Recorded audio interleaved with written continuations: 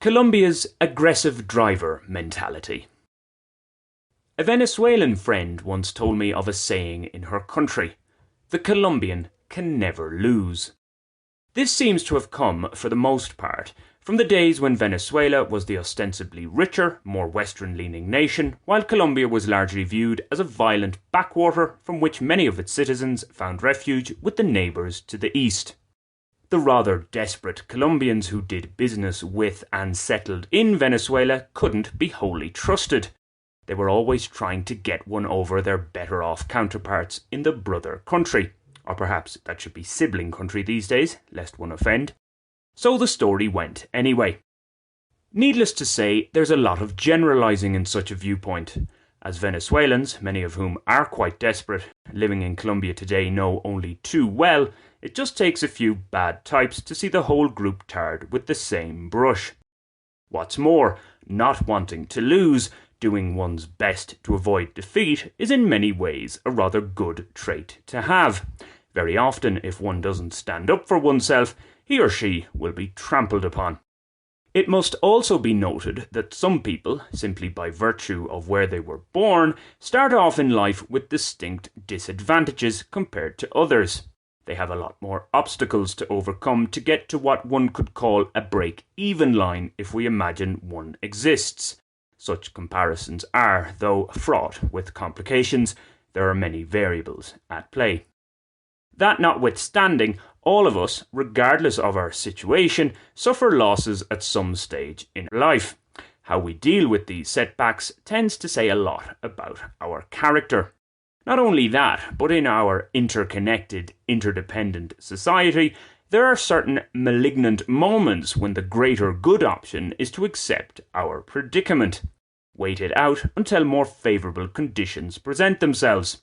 To do otherwise is not only selfish, but it can also endanger one's own life and that of others. Alas, human anxiousness to get ahead at all costs can override such judgment, if it exists in the first place, that is.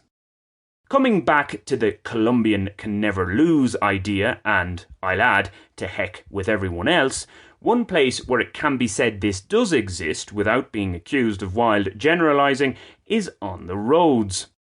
I've written previously about how otherwise kind, mild-mannered locals here turn into complete lunatics when they get behind the wheel.